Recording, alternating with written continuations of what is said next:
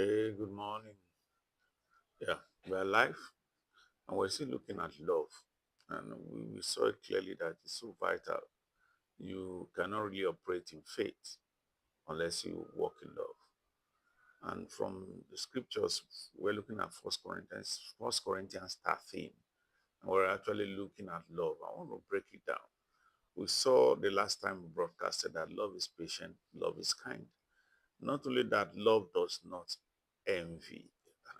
This one is heavy. Love does not envy. Um, this is a big thing. It's really why because a lot of people fall into the trap of envy. Somebody just got something and it gets to you. There are many people who will come up and say, "I deserve that." It's like you feel that you are not deserving of that thing that person has. You know, and you feel why is it that she's the one that's going to get married first. I'm more beautiful than she is. I'm more faithful to God than she is. I'm more friendly than she is. And here she is very grouchy and not very ugly, and she's already getting married. And envy begins to set in. You want something somebody else has, and you begin to desire it. And, it's okay if that motivates you to work.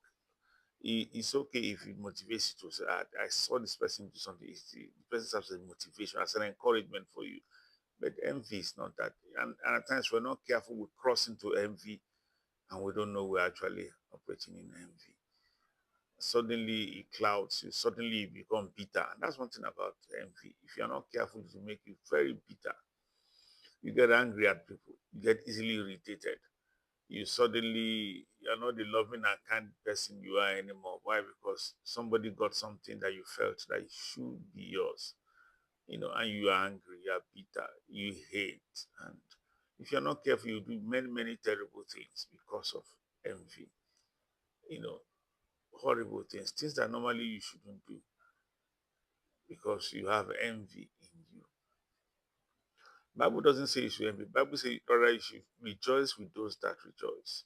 If somebody is mourning, you mourn with that person. That means when somebody is being celebrated, you dance. Why? Because yours is coming. Apart from that, when God does it for one, He will do it for two. But even if He doesn't do it for you, because it's the work of God you celebrate, you are happy because somebody else is happy. Envy robs you of that. And it's what that envy many times will rob you of friendships that you should have. Why? Because after a while, people get to know you're envious. Your actions will show it. After a while, it will seep through. It will seep through, and close friends will get divided. Why? Because one of them just got maybe a brand new car, and the other people are envious of him, and tell her why there's no need for a car now. Even if you got the car, why not just get a low budget one? Why must you buy a brand new one? Envy begins to speak, and you begin to see people separated. You begin to see hurts begin to take place. So Bible says the love does not envy. Now you must notice something that these are things you have to resist. There's a temptation at times for you to begin to envy. Do you know that the same thing? There's a temptation for you not to be patient and kind. You have to resist it. You will need to at times resist the flesh and say, "No, I'm not going to envy." When those thoughts of envy come, that's when you stand up and celebrate the person the more. You refuse to envy, you refuse to be impatient, you refuse to be unkind to people. When those feelings come, you resist them. They are the flesh, they are not really who you are. Because some urges come to you does not mean it's you. You know, you got to be able to resist them and say, "No, I'm not going to yield to my flesh. I'm not going to yield to my basal instincts. I'm not going to yield to those things. I'm going to walk in love regardless." So love does not envy. Then there's one I want to add before we leave. Say love does not boast. There are times we say we want to give a testimony. If we're not careful, we're actually boasting. You gotta watch it. You gotta watch, like, these are some of them are just small lines you cross. And many times you don't know you're already on the other side. From giving a testimony, after a while you begin to boast. You begin to boast on, I got this because I'm clever. Suddenly, the whole thing is not that God did it. The only thing is that you did it. The whole thing is not that somebody helped you. When you begin to boast, you don't even remember those that helped you. You don't even remember the assistance you got from others. It now becomes all about you. You become highly self-centered. The focus is about your achievement, about what you have done. Even if it was a team, it's now all about you. So that's one thing. Love does not boast. Why does it not boast? Love realizes that I didn't do it by myself. Others helped me. God helped me. Love realizes I'm a product of several people. You know, love doesn't boast. It realizes that I got help.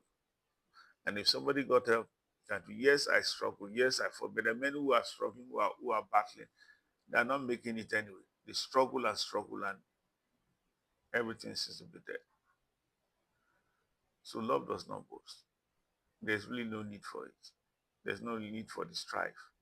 There's no need for the pain. And like I said with envy, sometimes you need to resist the boast. Because something rises up with you, you want to let people know who you are. I'm the real G. I'm the man. I say, no, no, no, no, no. I'm not the man. God is the man. Yes, I made it. Yes, I crossed over. But God takes the glory. And thank God for my brothers that helped me. Now you have the right perspective. Now you're walking in love. Like I said, you will see the results. It's a matter of time. God bless you.